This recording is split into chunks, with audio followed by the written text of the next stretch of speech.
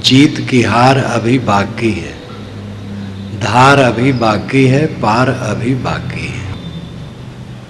जवानी में जीत, बुढ़ापा में हार। जीवन में जीतने वाले थोड़े लोग हैं और सब हार करके जाने वाले हैं। सतगुरु कबीर ने कहा है, रतन का जतन करो, माड़ी का श्रृंगार, आया कबीरा फिर गया, झूठा है अहंकार। रतन का जतन करो। शरीर, इंद्री, मन, अंतःकरण आपको मिले हैं, ये रतन है, इन्हें जतन से रखो। जितने श्रृंगार में भूलते हो माड़ी का है। कपड़ा पर माड़ी चढ़ा दी जाती है तो कपड़ा चिकना लगता है, धो देने पर कपड़ा खखरा हो जाता है। सारी चमक दमक क्षणिक है। आया कबीरा फिर गया, झूठा है अहंकार। साहब कहते बड़े बड़े कहलाने वाले आए और चले गए, इसलिए यहाँ का अहंकार झूठा है। जिस चमक दमक में हम भूलते हैं वो चमक दमक बहुत क्षणिक है। जीत किसमें है और हार किसमें है? जीवन में विजय। दिन जितने बीतते जाएं उतना आत्मसंतुष्ट होते जाएं, तृप्त होते जाएं, निर्भय होते जाएं, तो ये जीवन में विजय है। बचपना में सरलता रहती है लेकिन बोध नहीं रहता है। जवानी में समझ हो जाती है लेकिन सरलता खत्म हो जाती है। जवानी में समझ तो होती है लेकिन अनुभव नहीं रहता है। ठोकर अभी थोड़े ही लगे हैं। बुढ़ापा में अनुभव बढ़ जाता है लेकिन उस अनुभव से वैराग नहीं होता है, खींच होती है, झुंझलाहट, तकलीफ। ये जीवन की हार का क्रम है।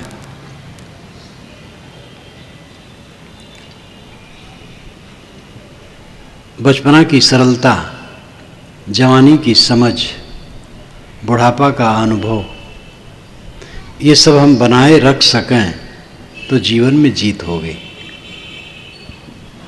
तेषामसो विरजो ब्रह्मलोको ना ये जीवम नृतम न माया चेति। पिप्पलाद ऋषि के पास 6 जिज्ञासु आए ज्ञान के लिए, तो उन्होंने कहा कि तुम लोग यहाँ आश्रम में क्यों पड़े हो? कहे ज्ञान के लिए। प्रश्न है कुछ? कहे ठीक है, 1 वर्ष आश्रम में रहो, सेवा करो, 1 वर्ष के बाद पूछना, तो अगर मैं प्रश्नों को उत्तर जानता हूँगा तो उत्तर दूंगा।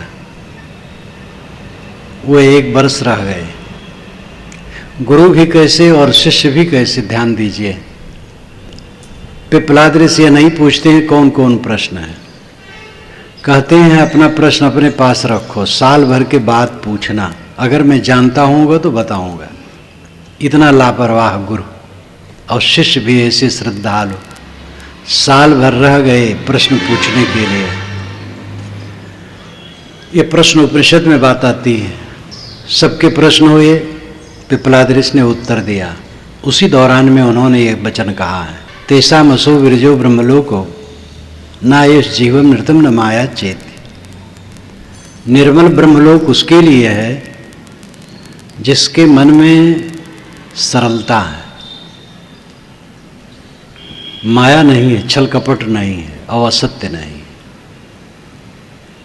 सरलता, निर्माया और सत्य जिसके हृदय में है उसको निर्मल ब्रह्मलोक मिलता है। ब्रह्मलोक कहीं बाहर थोड़े है, आत्मलोक ही ब्रह्मलोक है।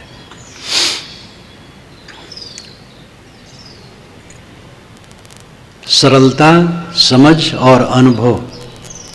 बचपना की विशेषता सरलता है, जवानी की विशेषता समझ है, बुढ़ापा की विशेषता अनुभव है।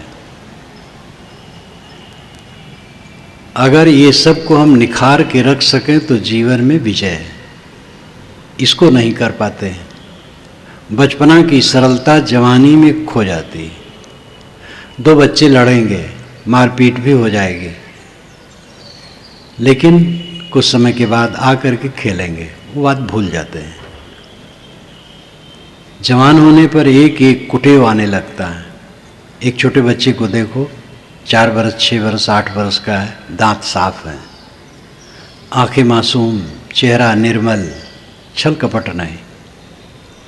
जवान होता जाएगा, काइयाँ होता जाएगा, कुबुद्धि बढ़ती जाएगी, व्यसन लगता जाएगा। अच्छे पढ़े लिखे लोग पान खाते हैं, बीड़ी पीते हैं, सिगरेट पीते हैं, शराब पीते हैं, गुटखा खाते हैं, न मालूम कितनी नशा की चीज़ों का सेवन करते हैं। झूठ कपट छल अनेक विकार बनाते चले जाते हैं। और ये सब विकारों का परिणाम कहाँ जाएगा? जो कुछ हम रात दिन करते हैं वो सब की रिकॉर्डिंग तो अंदर में चलती है मन में, उसका परिणाम कहाँ जाएगा? आदमी एक एक दोष बनाता चला जाता है और उससे वो जलता चला जाता है। जवानी में समझ तो हो गई, बचपना में सरलता रहते हुए भी समझ नहीं रहती, इसलिए किसी की चमकीली वस्तु देख करके बच्चा रोने लगता है, कुछ भी पाने के लिए तड़पने लगता है। जवान ऐसा नहीं करता और समझदार हो जाता है, लेकिन उसके मन में इतनी तृष्णाएं बढ़ जाती हैं कि होश हवास नहीं रहता है। जवानी में सुख की बहिया लगती है, सुख आने वाला है, चारों तरफ से सुख मिलेगा, लेकिन सुख मिलता नहीं है।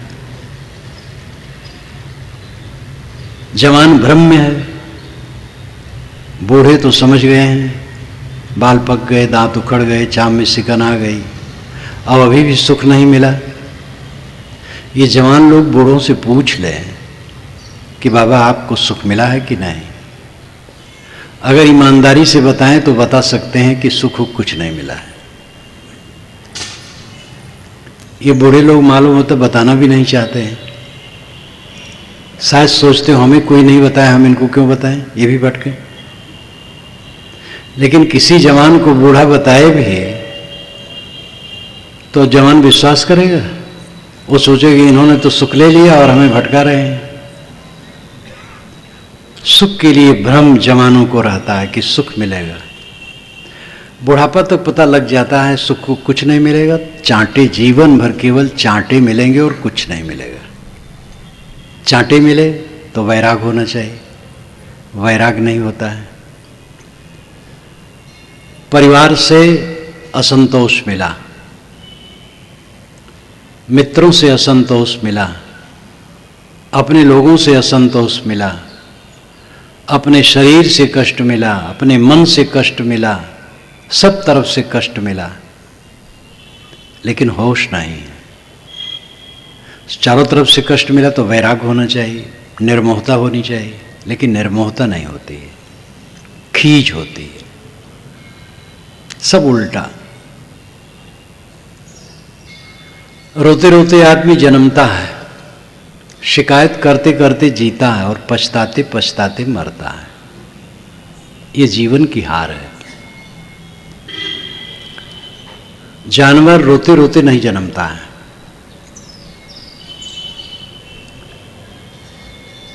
सामान्य रूप में जन्मता है। आदमी रोते रोते जन्मता है और जन्मते ही मानो घोषणा करता है कि मैं रोने के लिए जन्मा हूं, और जीवन भर रोता है। हर समय शिकायत शिकायत शिकायत, पत्नी की शिकायत, पति की शिकायत, संतान की शिकायत। यही शिकायत है कि जीवन में सुख नहीं मिला, और सुख नाम की वस्तु दुनिया में कहीं है ही नहीं। चांदी है, सोना है, हीरा है, अन्न है, माटी है, पत्थर है, कोयला है, सुख नाम की वस्तु कहीं नहीं। और उसको खोजते खोजते थके जा रहे हैं, सुख नहीं मिला। ये शिकायत तो बनी ही रहती कि सुख नहीं मिला।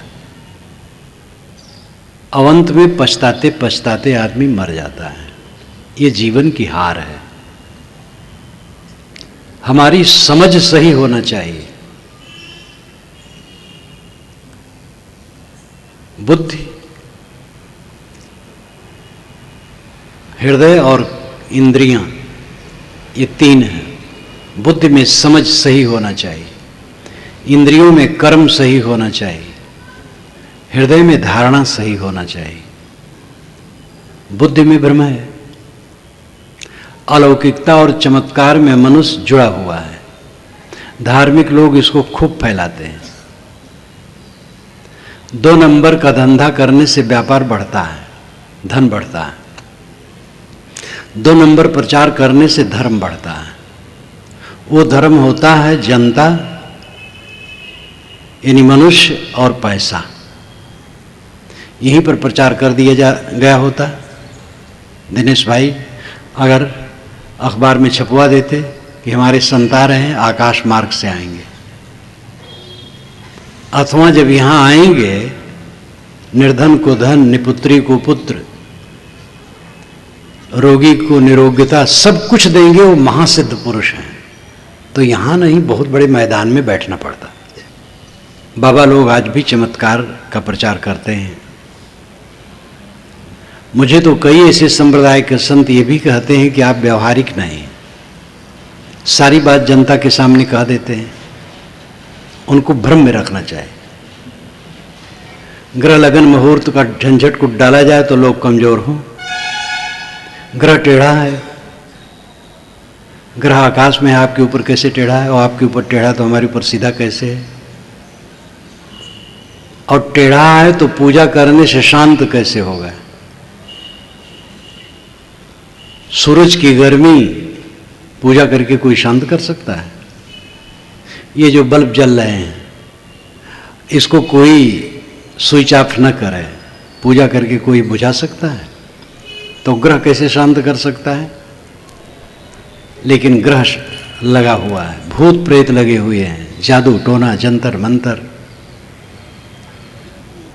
अनेक प्रकार की बातें डाल करके धार्मिक लोग समाज के लोगों के मन को दुर्बल बनाते हैं। जब वे दुर्बल हो जाते हैं तो उनका शोषण चलता है, आर्थिक शारीरिक सब प्रकार का शोषण चलता है।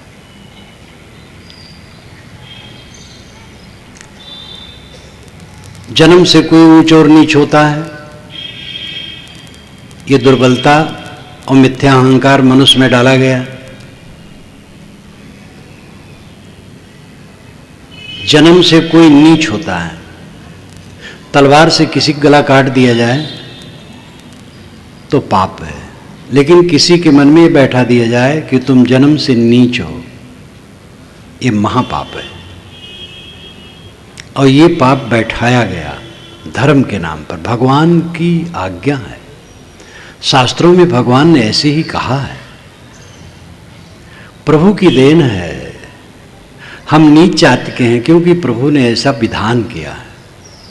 बड़ी मीठी मीठी मार मारी गई है।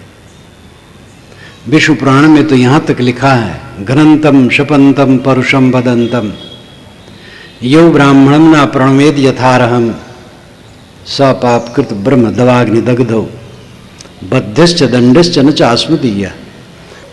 ब्राह्मण मारता हो, शाप देता हो, कटु कहता हो, ऐसे ब्राह्मण का भी जो यथा योग्य आदर नहीं करता है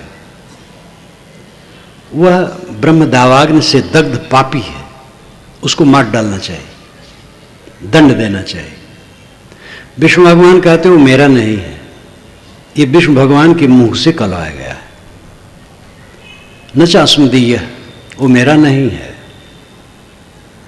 विष्णु ऐसे होता है कि दुरात्मा कोई है ब्राह्मण नामधारी, उसकी भी पूजा न करे जो, तो उसको मार डालना चाहिए, दंड देना चाहिए। वो मेरा नहीं है ऐसा विष्णु कहे। विष्णु ऐसा ही होता है। कैसा विष्णु की मिट्टी पलीत कर दी गई है। विष्णु का अर्थ क्या होता है? जो सब में प्रविष्ट हो। विष धातु से विष्णु शब्द बनता है। विष नाम प्रवेश करना, प्रविष्ट होना। नियम सर्वत्र प्रविष्ट है। सारे विश्व ब्रह्मांड में उनके अपने नियम हैं। नियम को जो पहचानता है वह विष्णु को पहचानता है। नियम विष्णु है। 4 हाथ वाला विष्णु एक प्रतीक है, मनुष्यों का बनाया, वो विष्णु नहीं है। विष्णु विश्वव्यापी नियम है। ये आदिदैविक विष्णु है, प्राकृतिक विष्णु है। आदि भौतिक विष्णु प्राणियों का समूह है। ये देखो विष्णु भगवान बैठा है, पूरा समाज विष्णु भगवान है। और घट घट में आत्मा विद्यमान है, वो विष्णु है। सब घट में आत्मा प्रविष्ट है, वो विष्णु है। विष्णु को हमने ऐसा बना दिया, हर मत वालों ने अपने गुरुओं महापुरुषों के मुंह में डाल डाल करके निकाला है। जो हमें अच्छा लगा अपने गुरु के मुंह में डाल दिया और कहा देखो गुरु जी ने कहा। ये प्रभु का वचन है, प्रभु ने कहा है। यहीं से गोस्वामी जी ने अपने मानस में लिया है, जहां पर विराध वध आता है। विराध वध जहां वाल्मीकि रामायण में ऐसा कुछ नहीं है, लेकिन गोस्वामी जी को कहलाना था तो राम के मुख से कहलवा दिया। शापत ताड़त परसु कहंता विप्र पूजस गावहि संता पूजी विप्र शील गुणहीना सुद्र न गुणगन ज्ञान प्रवीणा। इसका भाव वाल्मीकि रामायण में नहीं है। गोस्वामी जी का मन था तो विष्णु पुराण से अनुवाद करके रख दिया। दोष आता है कि राम ने ऐसा कहा। आज के रैशनल विचार वाले कहते रामचरितमानस फूंक दो, इस प्रकार राम ने कहा है, लेकिन राम का दोष नहीं। राम ने कहा होता तो वाल्मीकि रामायण में भी था रहता। इसलिए हमें बहुत सोच विचार करके शास्त्रों की बात माननी चाहिए। ये हमें नहीं चिंता करनी चाहिए कहाँ लिखा है, किसने कहा है, वो कितनी पुरानी बात है, किंतु ये विचारना चाहिए कहा क्या है। जो निर्णय वचन है वही गुरु वचन है। निर्णय वाणी गुरुमुख हुई। जो निर्णय वाणी नहीं वो गुरुमुख कैसे है? कबीर साहब की साखी तो बहुत प्रसिद्ध है। साधु ऐसा चाहिए जैसा सूप सुभाए, सार सार को गए रहे थोथा दे उड़ाए। सूप के समान बनो, फटक दो भूसी उड़ जाए, चावल रह जाए। वेद के ऋषि चलने का उदाहरण देते हैं। सत्वमेव तितुनापनंतो यत्र धीरा मनसा वाचम कृत अत्रा सखाया सख्यान जानते भद्रईशाम लक्ष्मीर्निहितादिवाच। सत्तू जैसे चलने से चाला जाता है। सत्तू आटा का तो पता वेदों में नहीं चलता है, आटा रहा होगा। सत्तू का पता चलता है खूब। आज भी बिहार में सत्तू खूब बनता है। गली गली में सत्तू बिकता है। सत्तू, चिवड़ा, दही, जलपान की चीजें बिहार में जितनी बिकती हैं शायद कहीं नहीं। सत्तू बहुत पुराना है। सत्तमेव तितुना, तितौना नाम चालना, तितौ नाम चलनी। जैसे चलनी से सत्तू यानी आटा छाना जाता है, वैसे विवेक से वाणी को छानो, ये वेद के ऋषि कहते हैं। लेकिन धर्म के क्षेत्र में परमात्मा, धर्म, महात्मा कह दो, फिर जितना नाजायज चलाओ सब चलता है। जितना झूठ बोलो चलेगा, जितना चमत्कार गढ़ो चलेगा, जितना धर्म समाज विरोधी और सच्चे धर्म के विरोधी जो कुछ कहो सब चलेगा। धर्म के नाम पर तो प्राणियों के गले को रेता जाता, वो छटपटाते हैं और उसमें देवता और भगवान खुश होते हैं। भगवान के प्रीत्यर्थ, देवताओं के प्रीत्यर्थ जीवों की हत्या की जाती है। भगवान से ज़्यादा प्रेम है और देवता से ज़्यादा प्रेम है, और प्रेम प्रदर्शन में मासूम प्राणियों के गले को रेता जाता है। और ये धर्म है। धर्म, भगवान, महात्मा का नाम ले लेने पर कुछ भी करो सब चलेगा। इसलिए जरूरत है कि असली धर्म को समझें। कबीर की वाणी बीजक आप देखिए दहकती आग जैसी है। आज से 550, 600, पौने 600 वर्ष पूर्व उन्होंने कहा, और इतना वैज्ञानिक, इतना तर्कपूर्ण, नाम ले लेकर के कहा, डर नाम की कोई चीज नहीं, निर्भय।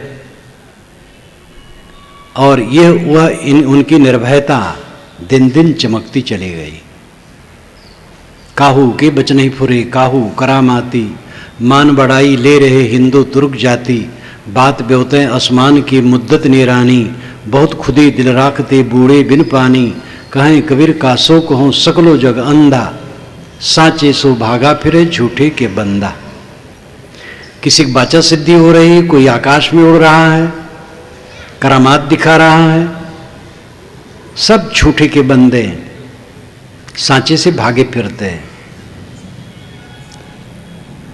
विज्ञान इतना बढ़ गया है और धर्म के क्षेत्र में अभी भी पोगा पंथी ज्यों का त्यों है।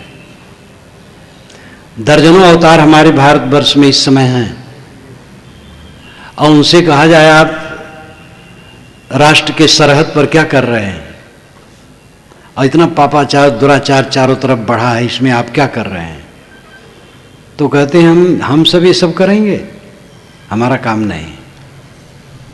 वो अशिक्षितों और उससे अधिक शिक्षितों को बेवकूफ़ बनाने को उनका काम है। लोग कहते हैं कि गांव वाले अनपढ़ लोग अंधविश्वासी होते हैं, लेकिन सर्वाधिक अंधविश्वासी शहर वाले और पढ़े लिखे लोगों में पाया जाता है। ये बड़े बड़े तांत्रिक, बड़े बड़े धोखेबाज किसको फंसाते हैं? ये धनवानों और पढ़े लिखे लोगों को फंसाते हैं। करीब करीब 95% से अधिक अंगूठियां कौन पहनता है? शिक्षित लोग। एक एक उंगली में 2-2 अंगूठियां, और राजनेता हैं तब तो 10 में पहनना चाहिए। एक एक उंगली में 2-2 अंगूठियां, 3-3 अंगूठियां। इतना अंधविश्वास, इतनी जड़ता, शिक्षित अशिक्षित में कुछ फर्क नहीं। अक्षरधाम में जब मैं गया पहली बार तो एक इंजीनियर मुझे दिखाने आया स्पेशल रूप में। एक मूर्ति के सामने गया तो कहा कि महाराज इसने दूध पिया। मैंने कहा आप कौन सी इंजीनियर हैं? पत्थर की मूर्ति दूध पीती है? इतनी भी समझ नहीं आज के युग में। गणेश जी को दूध पिला दिया गया था पूरे भारत में और विदेश में भी, और वो भी एक ही दिन श्रद्धा रही। अगर 4-6 महीने पिलाया गया होता तो गणेश जी घूमते फिरते अब तक। तो अंधविश्वास का प्रचार जोर दे करके किया जाता है। बुद्धि सही होना चाहिए, वस्तु विवेक होना चाहिए। पहली जरूरत है कि वस्तु विवेक हो। पानी कैसे बरसता है? प्रकृति के अपने नियमों से बरसता है। कोई देवता बैठ करके बरसाता नहीं। कोई देवता बरसाए तो खेत में बरसाए, सड़क में न बरसाए, क्योंकि सड़क में कीचड़ हो जाता है। और पानी की जितनी जरूरत हो उतना बरसाए, ज़्यादा न बरसाए, कम न बरसाए।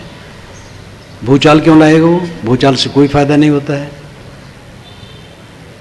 सूखा और दाह क्यों करेगा? ये सब प्रकृति के नियमों से होता है।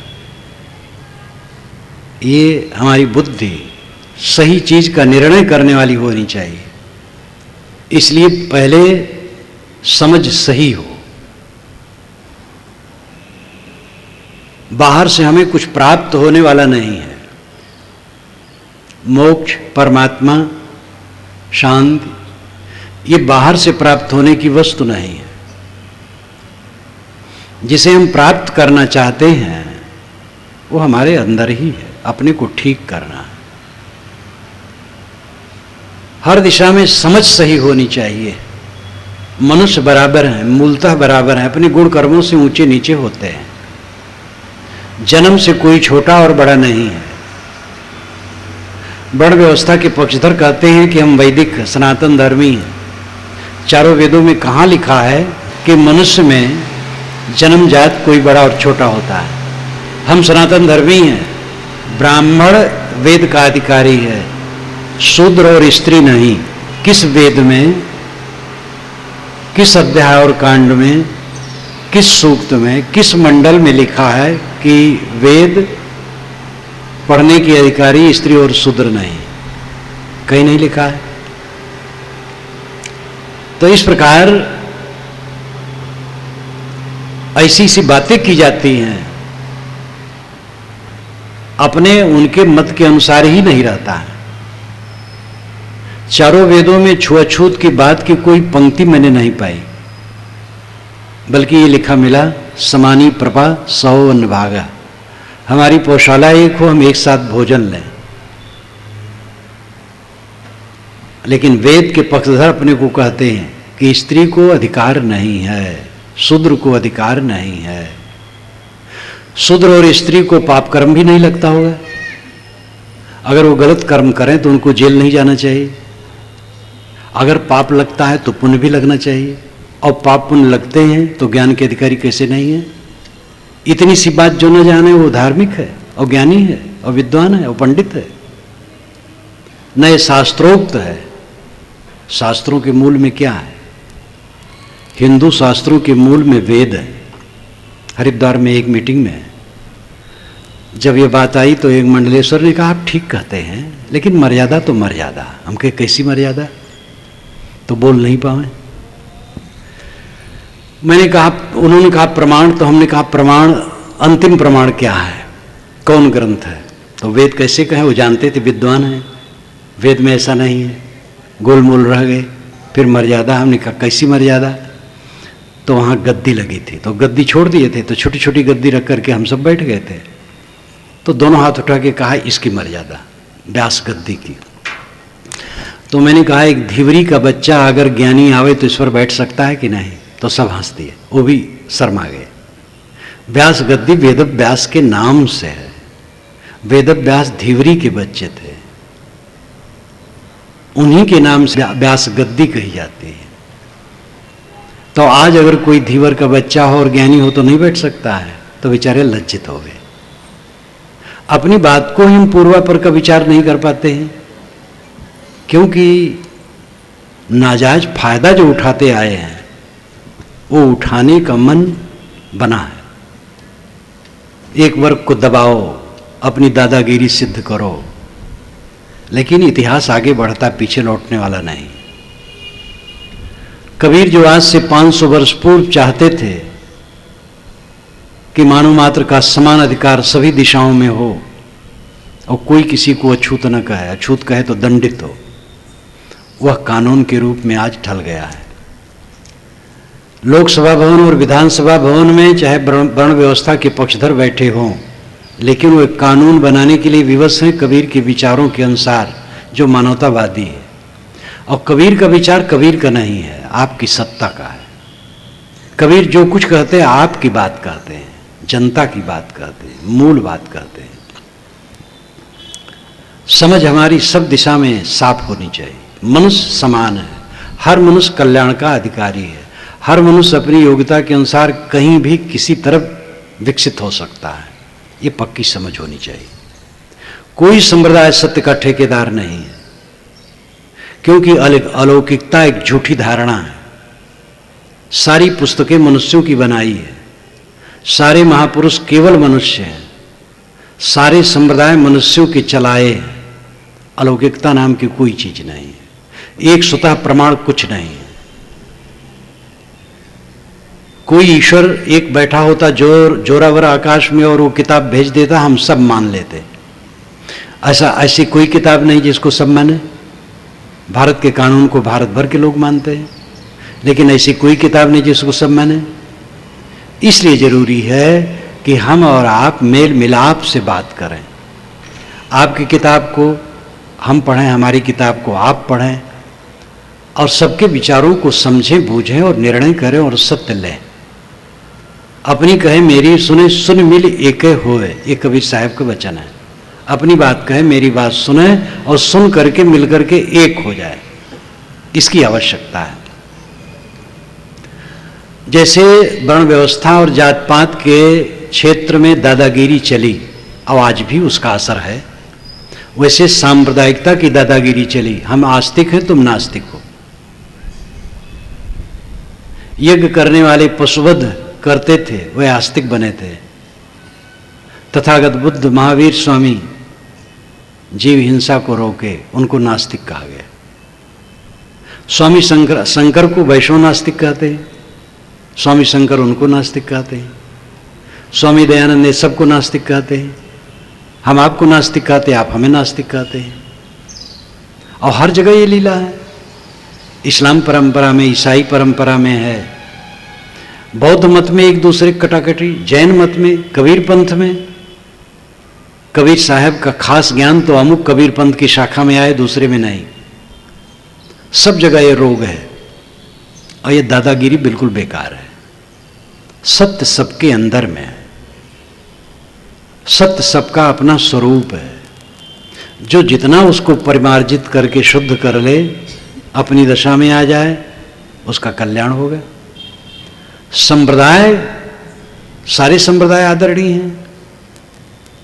कहीं से भी कोई हो, उसे यथार्थ गुरु मिलना चाहिए जो रास्ता ठीक से दिखा सके और वो अपने को समझे, आत्मा को पहचाने, अपने में लौटे, इसकी जरूरत है। जैसे जाति और वर्ण को लेकर के दादागिरी रही, वैसे सांप्रदायिक भावना में दादागिरी है, जो दोनों झूठी है। इन सब बातों में क्लियर होना चाहिए, साफ निर्णय और साफ बोध। पाना कुछ नहीं, परमात्मा मिलता है तो छूटेगा। आज से कोई 45 वर्ष पुरानी घटना होगी। मैं प्रवचन करके शाम का टाइम था, जंगल की तरफ चला गया। वहाँ जंगल था, झुरमुट, ध्यान में बैठ गया। झोला पड़ने वाला था। एक 22 वर्ष का सुंदर जवान खोजते खोजते मेरे पास पहुँचा। जब पहुँचा तो मुझे आहट हुई। मैंने आके खोली, क्यों भाई, क्यों आए? महाराज, परमात्मा कब मिलेगा? छूटते ही कहा। मैंने कहा, परमात्मा से बिछुड़ने की तारीख तुम बताओ तो मिलने की तारीख मैं बताऊं। वो ठगमारा खड़ा रह गया। मैंने बैठाया, बातचीत हुई। जिसे हम पाना चाहते हैं वो खोया नहीं।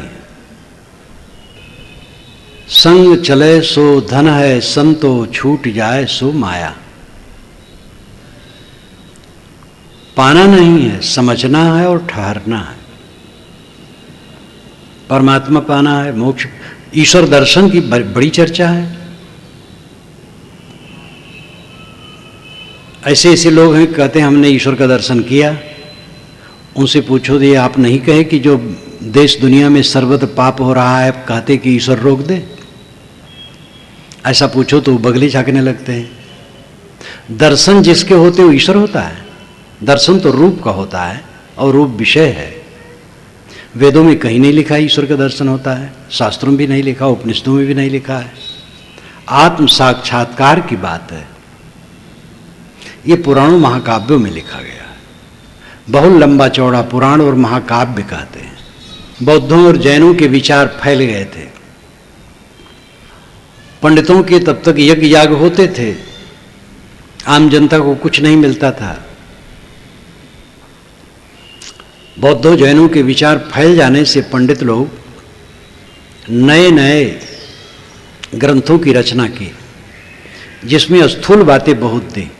समय का कुछ परिवर्तन, बौद्धों जैनों से लोग लौटे तो हिंदू समाज में, लेकिन विवेक खो गया। उपनिषद जैसा चिंतन जिस दुनिया में हुआ हो, वहाँ के लोग इस तरह भटक रहे हैं, ये आश्चर्य का विषय है। उपनिषदों में अवतारवाद नहीं है, दैववाद नहीं है, चमत्कार नहीं है और पाप कटने का झांसा नहीं है कि गंगम नहाओ पाप कट जाए, नाम लो पाप कट जाए, सब कुछ नहीं। निर्णय की बात, धारदार बात है। आत्मज्ञान का विषय है, सदाचार है, आत्मसंतोष की तरफ लौटने की बात है। एकदम ऐसी बात है कि दुनिया का कोई व्यक्ति उसको काट नहीं सकता है। यह अलग बात है कि उपनिषदों में भी कुछ ऐसी चीजें हैं जो हटा देने योग्य है, लेकिन उसमें हीरे मोती इतने हैं जो बहुत हैं। उपनिषद जैसा चिंतन जिस देश में हुआ हो वहाँ के लोग इतने क्यों भटके? क्योंकि पंडितों ने उपनिषदों का मनन चिंतन नहीं किया, इसको बढ़ाया नहीं, उनको लाभ इसमें होने वाला नहीं था, कर्मकांड में लाभ होने वाला था, इसलिए कर्मकांड की बातें कही। 18 पुराण और महाभारत में करीब 40,000 श्लोक हैं जो चमत्कारी और सस्ते सस्ते नुस्खे जनता को दे करके लुभावनी बात की गई है। ये सब बढ़ा, अंधविश्वास बढ़ा, अज्ञान बढ़ा। परमात्मा के दर्शन, यत् चक्षुषा न पश्यते इन चक्षुष पश्यत तदेव ब्रह्मत्वं विद्यनेदम यदमुपास्ते। आंखें जिसको नहीं देखती किंतु जिसकी सत्ता से आंखें देखती हैं उसको तो ब्रह्म जान। आंखों से देख करके जिसकी तू उपासना करता वो ब्रह्म नहीं है। देखने वाला ब्रह्म है, जो दिखाई देता वो ब्रह्म नहीं है। ईश्वर दर्शन का झांसा दिया जाता है, तो निर्णय बुद्धि में सही होनी चाहिए। मनुष्य मूलतः बराबर है, कोई संप्रदाय का सत्य का ठेकेदार नहीं है। हमारा जो प्राप्तव्य है हमारे अपने में है, बाहर से कुछ मिलने वाला नहीं है, और हमें स्वयं अपने आप को सुधारना है। जो कुछ हम सोचते बोलते और करते हैं उसके हम जिम्मेदार हैं, कोई हमसे करवाता नहीं है। भगवान की माया हमें नहीं भटकाती, हमारी माया हमें भटकाती है। मन का मोह माया है, कोई माया आकाश में नहीं बैठी जो किसी के ऊपर कूद पड़े। हमारी अपनी बनाई माया है, वही हमें भटकाती है। हम चाहें तो मन के मोह को मिटा दें, माया मिट जाए। ये सारी बातें साफ समझ में होनी चाहिए, और फिर इसके लिए कर्म होना चाहिए। साधना, सेवा, स्वाध्याय, साधना। क्रोध, काम, लोभ, मोह जो हमने अनाद काल से पाल रखा है, उनके विरोध में क्षमा, दया, शील, समता, संतोष, इनकी रहनी में रहें। दुर्गुणों की जगह पर सद्गुणों का व्यवहार बढ़े, तब धीरे धीरे मन का मैल मिटेगा और हृदय में वही स्थित हो। हमारे जीवन में हार क्यों? क्योंकि समझ ठीक नहीं है, आचरण ठीक नहीं है। बौद्धिक संतोष, चारित्रिक संतोष, आत्मिक संतोष, ये तीनों संतोष जीवन का परम संतोष है। बौद्धिक संतोष चमत्कार को पाल करके कभी नहीं होगा। बाबा 500 वर्ष के हैं, आज भी बाबा लोग 500 वर्ष के होते हैं। वो 80 वर्ष के होते हैं, लेकिन 500 वर्ष के कहे जाते हैं। वेद के ऋषि कहीं नहीं कहते हैं कि कोई कई सौ वर्ष जीता है। 100 वर्ष जीने कहते हैं, या 100 से ऊपर। सरदा शतात कहीं कहीं कहा गया है, यानी 100 से ऊपर। और जीवीम सरदा शतम तो प्रसिद्ध वचन है। वैसे दर्जनों दर्जनों बार ये कहा जाता है हम 100 वर्ष जिए, 100 वर्ष सूरज को देखें, 100 वर्ष उषा को देखें। 100 वर्ष जीने की कामना की जाती है, और पीछे के लोग करोड़ों करोड़ों अरबों अरबों वर्ष जी डाले। काकभूषुंड जी तो 27 कल्प तक एक ही आश्रम में रहे जहां गरुण जी उनको मिले हैं, रामचरितमानस के अनुसार। काकभूषुंड ने कहा, यहां बसत मही सुन खग ईसा, बीते कल्प 7 अरुबीसा। अय खगेश, इस आश्रम पर रहते रहते मेरे 27 कल्प बीत गए हैं। 4 अरब 32 करोड़ वर्ष का एक कल्प होता है। 1 खरब 16 अरब वर्ष से मैं इसी आश्रम पर हूं, और हर त्रेता में राम जन्म की बाल लीला देखने अयोध्या जाता हूं। अब ये आंखों देखा हाल, इसको कौन नहीं मानेगा? काकभूषुंड जो कहते हैं वो बिल्कुल सच है, क्योंकि स्वयं वो देखते हैं, हर त्रेता में देखते हैं। हर त्रेता में राम जन्मते हैं, हर त्रेता में वो जंगल निकाले जाते हैं, हर त्रेता में वो सुपनेखक नाक कान काटते हैं, हर त्रेता में सीता हरी जाती है। ये कोई नाटक तो नहीं है। वाल्मीकि रामायण में तो ऐसा कहीं नहीं लिखा है। गोस्वामी जी ने लिखा तो उसको पुष्ट करना चाहिए, तो काकभूषुंड को इतना लंबा जिलाना चाहिए। लेकिन वाल्मीकि रामायण में मुझे काकभूषुंड शब्द नहीं मिला। काकभूषुंड है ही नहीं वाल्मीकि रामायण में। कैसा कैसा चक्कर है।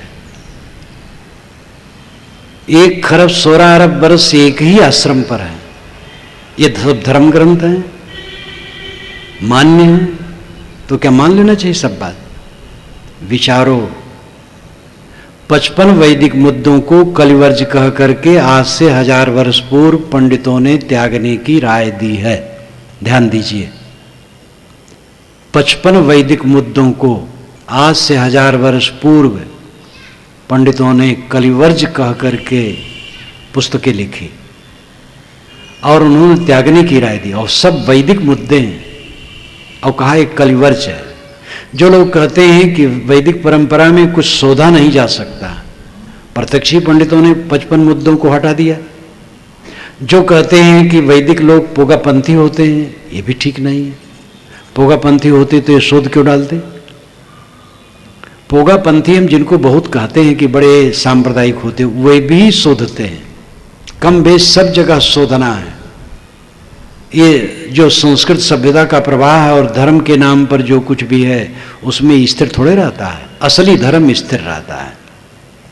हिंदू धर्म, इस्लाम धर्म, जैन धर्म, बौद्ध धर्म, ईसाई धर्म, यहूदी धर्म, बहुत धर्म कहा जाता है। ये धर्म नहीं है, ये संप्रदाय है, समाज है, परंपरा है। धर्म एक है जो सनातन है, वह है अपने पर संयम और दूसरे के लिए शील का बर्ताव। नाम की कल्पना, राम अल्लाह का नाम, ये कुछ 100 वर्षों से है। इसी प्रकार सब जितने नाम रूप हैं सब किसी देश काल में बने हैं। पूजा पद्धतियां किसी देश काल में बनती हैं, लेकिन संयम और शील का मूल्य कभी कम नहीं होता है। अपने पर संयम और दूसरे के लिए शील का बर्ताव, ये असली धर्म है। बाकी सब संप्रदाय हैं। संप्रदाय किसी महापुरुष द्वारा चलते हैं, परिवर्तित होते हैं, बिगड़ते हैं, सुधरते हैं, और उसमें कुछ नियम आचार इत्यादि रहते हैं। जितने इस समय संप्रदाय चलते हैं सब के सब 2500 वर्ष के अंदर के हैं, इसलिए सब परिवर्तनशील है। धर्म का असली तत्व है संयम और शील। अपने पर संयम रखे, जो अपने पर जितना संयम रखेगा दूसरे के साथ शील का बर्ताव कर सकेगा। जो जितना लंपट होगा दूसरे के साथ क्रूरता का व्यवहार करेगा। राम ने अपने पर संयम रखा तो भरत के लिए राज छोड़ दिया। भरत ने आप पर अपने संयम किया तो राम के चरणों में राज चढ़ा दिया। दोनों के बीच में अयोध्या का राज कंदुक बन गया। ये शील का बर्ताव कैसे हुआ? दोनों में संयम था। कौरव पांडव में न हुआ, स्वयं में शील संयम नहीं था, इसलिए शील का बर्ताव नहीं कर सके, आपस में कट के मर गए। जितना हम संयमी होंगे उतना शीलवान होंगे, और यही धर्म है। बाकी सब तो संप्रदाय है। इस तत्व को हमें समझने की जरूरत है। बौद्धिक संतोष सही निर्णय से होगा, निष्पक्ष होकर के, उदार होकर के। ये चिंता नहीं करना है कि किसने लिखा है और किसमें लिखा है और कितनी पुरानी बात है और कितने लोग मानते हैं। है क्या? पुराणमित्यो न साधु सर्वम न चापि काव्यम न मित्यवद्यम संतः परीक्षान नितरत भजन्ते मूढ़ पर प्रत्येने बुद्धि। पुरानी होने से सब बातें सच नहीं, नई होने से गलत नहीं। संत परीक्षा पूर्वक मानते हैं। अविवेकी आदमी विश्वासी होता है, मान लेता है। विवेकी बने तो बौद्धिक संतोष होना चाहिए। सही निर्णय से बौद्धिक संतोष होगा। चारित्रिक संतोष जब पवित्र आचरण होगा। कोई चोरी करके आत्मसंतुष्ट नहीं हो सकता, व्यभिचार करके, हत्या करके। गोस्वामी जी का एक बहुत बढ़िया दोहा है, विभुत काज बावन बलि छलो भलो करी जानी, प्रभुता तज बस भे तदप मन की गई न गलाने। देवताओं का काम बनाने के लिए विष्णु भगवान ने 52 रूप धड़ करके बलि को छला, और उसके बाद उनको ग्लानि हुई कि मैंने गलत काम किया, एक निरपराध को छला, तो उनकी शरण चले गए, तो भी मन की गई न गलानी। विष्णु भगवान के मन की गलानी गई नहीं, उनको कष्ट होता रहा।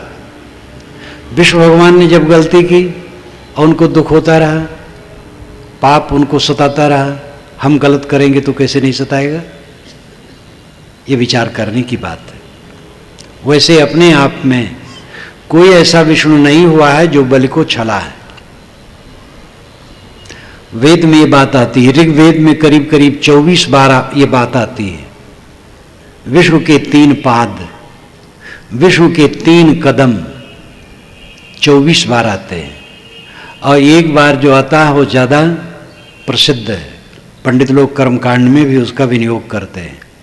इदम विष्णु विचक्र में त्रेधा निदधे पदम समूढ़ मत्स्य पांसुरे। यहाँ पर विष्णु 3 कदम रखे, उनके पैर की धूल से सारा संसार ढक जैसा गया। और इसका अर्थ देश विदेश के समस्त विद्वान वेद के एक मत से करते हैं कि सूरज विष्णु है, उसकी किरणें उसके कदम हैं। पृथ्वी, अंतरिक्ष और द्युलोक में उसका पड़ना उसके 3 कदम पड़ना है। सूरज की किरणें पृथ्वी पर पड़ती हैं, आकाश में पड़ती हैं, और तारा मंडल में पड़ती हैं। पृथ्वी में और अंतरिक्ष यानी आकाश में, द्युलोक यानी तारामंडल में, यही उनके 3 कदम हैं। और यास्क मुनि ने आज से 2800 वर्ष पूर्व रचित अपने निरुक्त में पुराना उदाहरण देकर के यही बताया है। वेदों को कोई पढ़े तो साफ साफ पता चल जाएगा। मैंने तो अपने वेद में लिखा है वेद क्या कहते हैं। 121 संदर्भों में चारों वेदों के समस्त विषय हैं, और इस विषय को मैंने खूब खुलासा लिया है। विष्णु जो सब में प्रविष्ट हो, सूरज की किरणें सब में प्रविष्ट होती हैं, इसलिए सूरज विष्णु है। और उसकी किरणें कदम है, और पृथ्वी, अंतरिक्ष, द्युलोक में पड़ना उसके 3 कदम रखना है। सतपथ ब्राह्मण जो शुक्ल यजुर्वेद का ब्राह्मण है, बहुत विशाल काय ग्रंथ, उसमें थोड़ा सा छल शुरू किया गया है। देवता दैत्य में जमीन के लिए लड़ाई हुई, दैत्य जीत गए, पूरा भूमंडल उनका हो गया। तो दैत्यों ने कहा कि अब हम बांट लें। देवता लोग कहे कि ये लोग बांट करके ले लेंगे तो हम लोग कहाँ रहेंगे, चलो हम भी मांगे। देवताओं ने जाकर के दैत्यों से कहा कि हमें भी कुछ रहने दीजिए। तो दैत्यों को बड़ा असमंजस हुआ कि भाई ये तो मांग रहे, इनको भी देना पड़ेगा। दैत्यों ने कहा अच्छा तुम्हारा विष्णु जिसमें लेट जाए उतनी जमीन दे देंगे। तो विष्णु 52 था, ये सब तो ब्राह्मण में आता है। तो लेट गया, तो लेटते लेटते इतना विस्तार किया, पूरे भूमंडल को ढक लिया। यहां पर ये शुरू होता है। फिर आगे चल करके तो वामन पुराण बन गया 10,000 श्लोकों का। ये सब मैंने हवाला वहां दिया है। वेद क्या कहते हैं। मूल रूप में विष्णु 52 हो गए और बलि को छले, ये बिल्कुल बेकार की बात है। विष्णु जब सबके मालिक थे तो बल से कहते थे भैया हट जाओ, गद्दी पर मैं बैठूंगा, उनको छलेंगे क्यों? लेकिन ये बीच के पंडितों ने इतना बिगाड़ा है। वेदों का कोई देवता चरित्रहीन नहीं है, लेकिन पुराणों के देवता कैसे बना दिए गए। वेदों के देवता के जितने नाम हैं, आगे चलकर इंद्र, ऋग्वेद के 1/4 में इंद्र की महिमा है, लेकिन पुराणों का इंद्र कितना खराब है। गोस्वामी जी ने तो इंद्र को पेट भर गाली दी है, सुखाणले भाग 60 कहा है। कैसा परिवर्तन है। वैदिक युग में इंद्र को कोई आधी जबान नहीं कह सकता था। जैसे आज कोई राम को, कृष्ण को गाली दे तो हमें सहन नहीं होगा, वैसे इंद्र को उस जमाने में कोई कट नहीं कह सकता था। लेकिन पुराण काल में आकर के इंद्र को कितना खराब कर दिया गया है। अहिल्या, इंद्र अहिल्याचार, इंद्र अहिल्याचार है, सतपथ ब्राह्मण में आता है। इंद्र सूर्य, अहिल्या रात है। अह कहते दिन को, दिन जिसमें लीन हो अहिल्या, अह दिन, ल्या लीन, दिन जिसमें लीन हो रात अहिल्या है। सूरज इंद्र है, उसको जार जीर्ण करता है, ये उसका अर्थ है। लेकिन इंद्र एक व्यक्ति बनाया गया, अहिल्या एक युवती बनाई गई, उसके साथ उसने छल किया। ये महाभारत में पहली बार आया, फिर वाल्मीकि रामायण में आया, फिर बढ़ता चला गया। विकृतियां बहुत आई। विधाता अपनी पुत्री से भ्रष्ट हो गए, श्रीमद् भागवत में लिखा है। विधाता सूर्य है वेद के अनुसार, उसकी पुत्री उषा है, क्योंकि सूर्य से ही उषा पैदा होती है, और जब सूर्य एकदम आ जाता है तो उषा खत्म हो जाती, भ्रष्ट हो जाती है। ये उसका अर्थ है। लेकिन आगे कितना बिगाड़ा गया है। तो विष्णु बामन बन गए और बलि को छल लिए, ये सब काल्पनिक कथाएं हैं। विष्णु किसी को नहीं छले। श्री कृष्ण महाराज ने रास की, हजारों स्त्रियों को लेकर के रास उन्होंने कभी नहीं की। मेरी पुस्तक है कृष्ण कौन, पढ़ें। पहली बार जब मैं छापा, अयोध्या के पंडितों ने कहा कि इस ढंग से प्रस्तुत तो आज तक हम लोगों के सामने नहीं हुई, और ये सच्ची बात लगती है।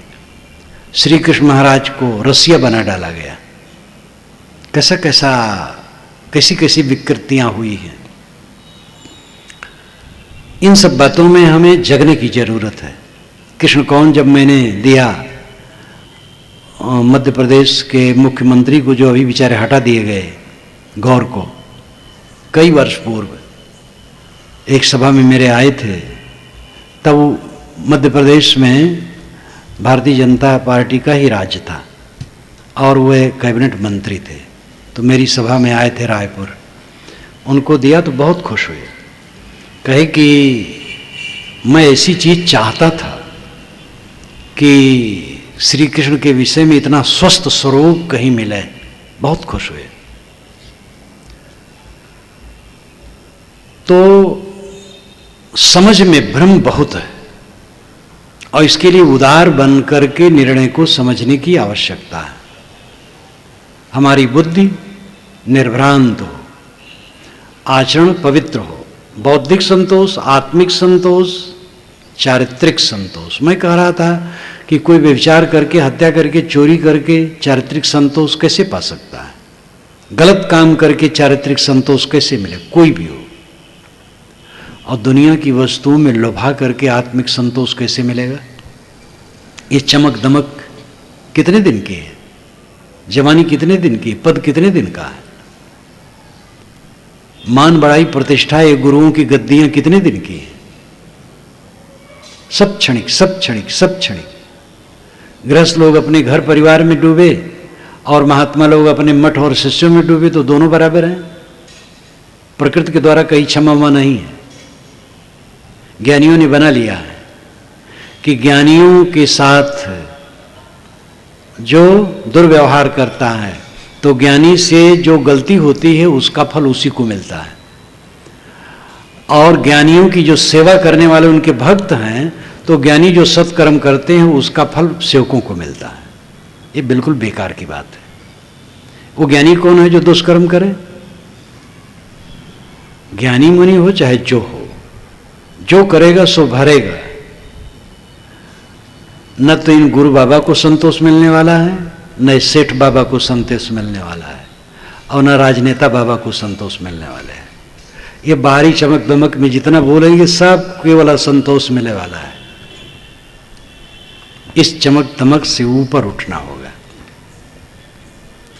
आत्मिक संतोष तभी मिलेगा जब चमक दमक से ऊपर उठे। सारी चमक दमक झूठी, 4 दिन की चमक दमक है, और उसमें हम भटक जाते हैं, अपने को खो देते हैं। बौद्धिक संतोष के लिए निष्पक्ष निर्णय को स्वीकारना चाहिए। इस संसार में हमारा कौन महापुरुष है? एक बात पर ध्यान दीजिए, श्रद्धा बहुत काम की चीज है। जिसके पास श्रद्धा नहीं वो कहीं का नहीं है। लेकिन अधिक श्रद्धा हिंसा पैदा करती है। अगर हम कबीर साहब के प्रति अधिक श्रद्धा कर लें तो महाराज राम को, कृष्ण को, तथागत बुद्ध को, महावीर स्वामी को, हजरत मोहम्मद को, संत ईसा को, स्वामी दयानंद को नहीं समझ सकते। नाम कहां तक लें? अगर श्री राम में अधिक श्रद्धा कर लिए तो श्री कृष्ण को नहीं समझ सकते हैं। और धर्म संप्रदायों में यही हो रहा है। अपने गुरु और महापुरुष को बढ़ाते बढ़ाते एकदम आकाश के ऊपर बैठा दिया जाता है और दूसरे को नीचे दिखा दिया जाता है। ये श्रद्धा है कि हिंसा है? कौन मेरा महापुरुष है? दुनिया के जितने महापुरुष हैं सब मेरे हैं, जितने संप्रदाय हैं सब आदरणीय हैं, जितने शास्त्र हैं सब आदरणीय हैं। यहां पराया कौन है? इसलिए निर्क्षीर विवेक, सत्य निर्णय हमें ग्रहण करना है निर्भय होके। ये दृष्टि जब होगी तब बौद्धिक संतोष मिलेगा, क्योंकि सच्चा ज्ञान तभी मिलेगा। और जब चमत्कार से हट करके और छू मंत्र से जो पाप कटने की बात है, ये सबसे हट करके अपने कर्मों को सुधारा जाएगा, तब चारित्रिक संतोष मिलेगा। गलत काम कोई करे, भगवान भी करे, फल पाएगा। कोई भगवान हो, अगर ज्यादा भोजन कर लेगा तो पेट खराब हो जाएगा उसका। प्रकृति में क्षमा उमा नहीं है, सबको अपने कर्म फल भोगने हैं। इसलिए कर्म सुधार की बड़ी जरूरत है। चारित्रिक संतोष,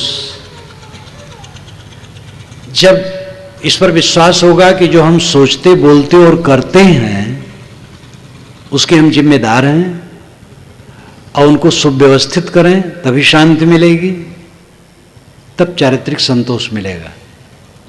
और आत्मिक संतोष, जब दुनिया की चमक दमक से चित्त हमारा हटेगा।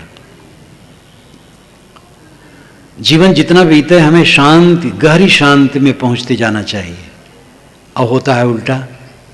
व्यापार लोग करते हैं तो 1 लाख रुपया लेकर के कोई व्यापार शुरू किया, 6 महीने में उसके पास 50,000 रह गए, 10 महीने में वो 30,000 रह गए, 1.5 साल में 10,000 रह गए। तो कौन सा व्यापार है? 1 लाख तो पूंजी बनी रहे, मुनाफा बढ़ता जाए, तब व्यापार सफल है। हमारे जीवन में जो बचपना में प्रसन्नता थी, जवानी में घट गई। जवानी में जो रही सही प्रसन्नता थी, बुढ़ापा में घट गई। जर्जरता तक पहुंचते पहुंचते झां झां करके मर गए। ये हार है। सबको जीवन मुक्त सुख भोगने के लिए जीवन मिला है। समय हमारे बीते और जीवन मुक्त के आनंद में हम पहुंचते चले जाएं। गृहस्थों को चाहिए कि वो बाल बच्चों को काम दे करके फुर्सत ले। बाल बच्चे नहीं है तो ठीक है, झंझट नहीं है, साधना में लगें। और बुढ़ापा में पहुंचकर वो कोई शौक न रखें, किसी पर शासन करने की चेष्टा न करें, निष्काम निर्माण बने। दिन जितने बीते हमारा मन संयमित हो, संयम और शील में चले, जीवन मुक्ति का आनंद लें। ये जीवन का फल है। दिन जितना बीतता जाता है दुख बढ़ता जाता है। बाल पके, तृष्णा और मोह ये दोनों जबरदस्त। बुढ़ापा में और तृष्णा और मोह।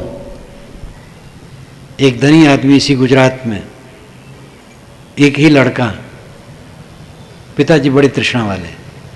एक बार उलझ करके उन्होंने कहा, ये जितना धन है सब खत्म हो जाए तो अच्छा है, हम तो परेशान हैं। पिताजी हंसने लगे। पिताजी 20 मुकदमा ठाणे रहते थे।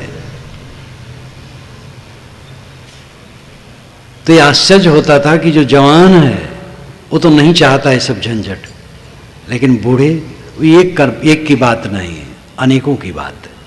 कुछ ऐसे हैं समझदार जो साधना करते हैं। तो जीवन मुक्त सुख प्राप्त करने का अधिकारी हर मनुष्य, स्त्री पुरुष और हर मनुष्य। जीवन में शांति और तृप्ति बढ़ती जाए। आत्मिक संतोष, जो पाना था पा लिया, जो जानना था जान लिया, जो करना था कर लिया, जो पाना था पा लिया। शरीर अभी है ठीक, शरीर खत्म हो जाए ठीक, चलते फिरते खत्म हो जाए, कभी भी खत्म हो जाए। मेरा कुछ छूटना नहीं है। छोड़ने वाली चीज सारी छोड़ दी गई, समझ लिया गया कुछ मेरा नहीं, मन से छोड़ दिया। दो आदमी एक सेठ से 100 रुपये उधार लिए और कहे 1 महीना में दे देंगे। एक दे दिया, दूसरा नहीं दिया, बड़ा चालाक था। और चालाक ही बेवकूफ़ होता है। 6 महीने के बाद सेठ पकड़ पाया, उसे खंभे में बंधवा दिए और कहे रुपए दे दो तब छोड़ेंगे, नहीं छोड़ेंगे। कहा रुपए नहीं है। सेठ ने कहा अच्छा तो 100 प्याज खा लो, हम छोड़ देंगे रुपए। कहा खा लेंगे। प्याज रखे गए, 2-3 खाया और परेशान हो गया, नहीं खा पाया। कहा अच्छा 100 मिर्चा खा लो, हम छोड़ देंगे। कहे खा लेंगे। मिर्चा रखा गए, 1-2 खाया तो कलेजा जलने लगा, मुंह जलने लगा। कहा सेठ जी इसको नहीं खा पाएंगे। कहा अच्छा 100 जूता खा लो, हम छोड़ देंगे। उसने सोचा जूता खाना तो है नहीं, सहना है। पेट के बल लेट गया, पीठ पर जूते पड़ने लगे। जब 20 जूते पड़े तो दिमाग ठंडा हो गया। उसने कहा कि सेठ जी हम रुपए मंगाए देते हैं, आप कृपया छोड़ दीजिए। अब आप सोचिए समझदार कौन है, जो पहले ही नियत समय पर रुपया लौटा दिया। ये तो बदनाम हुआ। प्याज खाए, मिर्ची खाए, जूते खाए, अंततः रुपए दिए। छोड़ना है सबको, विवेक से छोड़ दो, शांति मिलेगी। बूढ़े हो गए, रोगी हो गए, बिखर गया, भोग का साधन नष्ट हो गया, बिलबिला बिलबिला करके अब मर रहे हैं, ये कोई छोड़ना हुआ? स्वस्थ अवस्था में सारी आसक्ति, सारे मोह छोड़ दे, तब सफलता होती है। निकाले जाओ, इस्तीफा दो। निकाले जाने में इज्जत नहीं, इस्तीफा देने में इज्जत है। त्यागने में इज्जत है। खदेड़े गए तो क्या इज्जत है? आत्मिक संतोष तब मिलेगा जब हमारे मन का आकर्षण मिटेगा। आकर्षण भ्रम है, अज्ञान है। एक युवती को देख करके युवक आकर्षित होता है कि उसके शरीर में सुख है। युवती के शरीर में सुख है तो युवती अपने शरीर के सुख को लेकर सुखी रहती। वो युवक के शरीर में आकर्षित है और युवक के शरीर में सुख होता तो वो अपने सुख को लेकर के वो सुखी रहता। न उसके शरीर में सुख है न उसके शरीर में सुख है, एक भ्रम है। हाड़ चाम का ढांचा, इसमें कौन सा सुख है? इंद्रियों को उत्तेजित करना सुख कहलाता है, ये तो दुख है। सुख तो शांति है। कोई शांति से बैठा है, ये सुख है। खलबली हो गई, काम वासना उदय हो गई, अब दूसरा चाहिए, तो सुख कहाँ हुआ? तो सुख एक भ्रम है। चमक दमक से मन जब तक न लौटेगा, लौटेगा कैसे? लौटाना पड़ेगा, साधना करना होगा। इसका लाभ पहले समझ में आवे, काम किया जाए तो काम होगा। आदमी चाहे कुछ पा जाए, अपने को धोखे में रखा है। हम जीवन भर ऐसी वस्तुओं के मालिक बने रहते हैं जो हमारी नहीं हैं। शरीर ही हमारा नहीं है तो क्या हमारा है? जिसके हम मालिक बने हैं फर्जी है। अपनी तरफ लौटो। कबीर साहब ने कहा, जब लग दिल पर दिल नहीं तब लग सब सुख ना है। जब तक दिल दिल पर ना होगा सब सुख नहीं होगा। महाराज कृष्ण ने गीता में कहा, आत्मन्यो आत्मना तुष्ट, आत्मा द्वारा आत्मा में संतोष। तथागत बुद्ध ने कहा, पटिवासे यत्तमत्तना, आत्मा द्वारा आत्मा में ही बस है, स्वयं में ही निवास करे।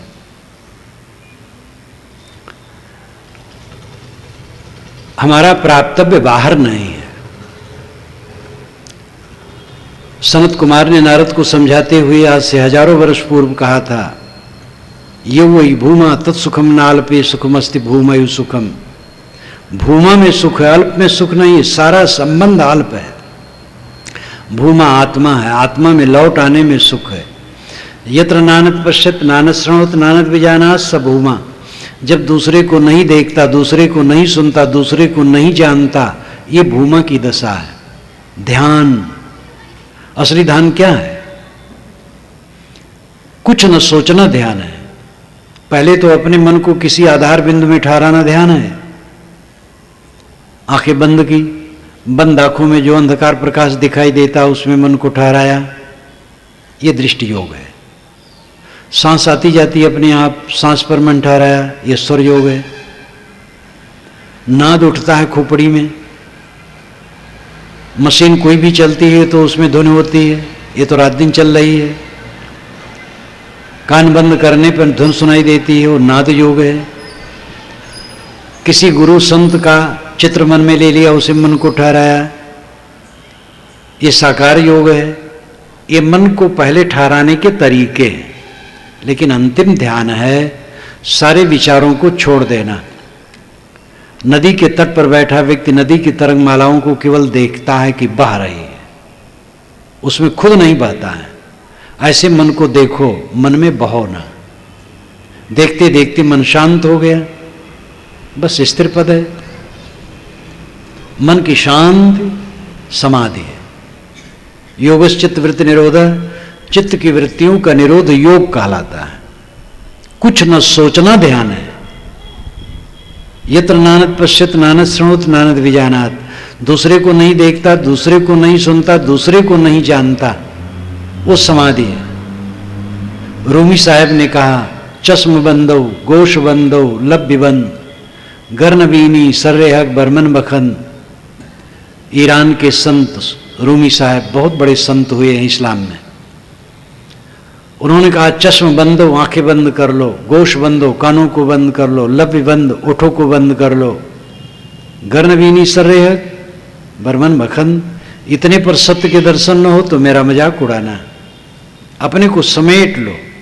कबीर साहब ने कहा, समझ बूझ जड़ हो रहे बल तज निर्बल होए, कहें कबीरता संत का पला न पकड़े कोई।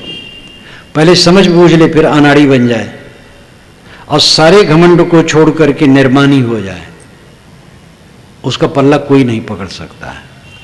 कहा जाता है कि मस्त राम लेटे थे और एक मुर्दा पड़ा था, तो मस्त राम ने मुर्दे से कहा, मस्त राम मुर्दे से पूछे, मुर्दा कुछ बतलाओगे? मुर्दा में से मुर्दा बोला, मर जाओ सुख पाओगे। मस्त राम ने मुर्दा से पूछा कि मुर्दा राम तुम मुझे कुछ बताओगे? कहे जरूर बताऊंगा। कहे बताओ। तो कहे मर जाओ सुख पाओगे। मैं मर गया, छुट्टी, तुम भी मर जाओ। मर गया, अब झंझट कुछ नहीं। तो यहां जहर खा के मरने की बात नहीं, अहंकार का त्याग कर देना मरना है। जय मरने से जग डरे मेरे मन आनंद, कब मरी हूं कब पाई हूं पूरन परमानंद। आखिर सब छोड़ना है तो छूटने के पहले मन से छोड़ो, तब वो दशा आएगी। चिपके चिपके चिपके अनाद काल से तो चिपके इसी में रगड़ रहे, अब मिलता क्या है? आजकल जितना ऐश्वर्य है आज इस दुनिया में, 200 वर्ष के बाद ये सब रहेगा, दूसरे ढंग से रहेगा। जितने लोग हैं 100 वर्ष के बाद सब रेत हो जाएंगे, जितने मनुष्य हैं। 100 वर्ष पुराना मकान दुर्लभ है, कुछ राजाओं के मकान मिलते हैं। आपके घर में 100 वर्ष पुरानी चीज दुर्लभ है। शरीर तो सबसे क्षणभंगुर है, चाहे संस्कृत चाहे पाली, सब जगह मर्त्य कहा गया है मनुष्य को। मनुष्य मर्त्य है, मरणधर्मा है। जानवर भी मरते हैं लेकिन उनको मर्त्य नहीं कहा गया, क्योंकि वो समझ नहीं सकते थे। तो मानो मनुष्य को मर्त्य कह करके याद दिलाया गया है कि तू मरणधर्मा है, याद कर, चेत, जग जा। जब जीने मरने की चिंता खत्म हो जाए, जो करना था कर लिया, जो जानना था जान लिया, जो पाना था पा लिया, अब कुछ करना पाना जानना नहीं है। अपने आप में तृप्त, हमारा परमात्मा, हमारा ब्रह्म, हमारा निर्वाण कल्याण हमारे अपने आप में है। मन चारों तरफ से सिमट है, अपने आप में कृतार्थ। इस बोध में जब दृढ़ हो गया तो जीवन में विजय है, और इसमें नहीं है तो हार है, भयभीत है, छूट न जाए, और छूटना पक्का है। ये छूटने में क्या रखा है? पानी की बुलबुले की तरह, मृग मरीचिका की तरह सब दृश्य नाशवान, इनमें क्या रखा है? बोधवान बनो। मैंने आपसे कहा था कि जीवन में जीत कैसे होगी और हार क्या है। रोते रोते, झंकते झंकते, पीड़ित होते होते मर जाना हार है। प्रसन्न रहना, सब समय प्रसन्न रहना, प्रसन्नता में जागना, प्रसन्नता में सोना, प्रसन्नता में जीना और प्रसन्नता में मरना, ये विजय है। और ये पैसे, पद, विद्या, संप्रदाय किसी से होने वाला नहीं है। इसके लिए आत्मबोध, आत्मशोध और आत्म शांति की जरूरत है। आपको धन्यवाद देते हुए मैं अपनी वाणी को विराम देता हूँ।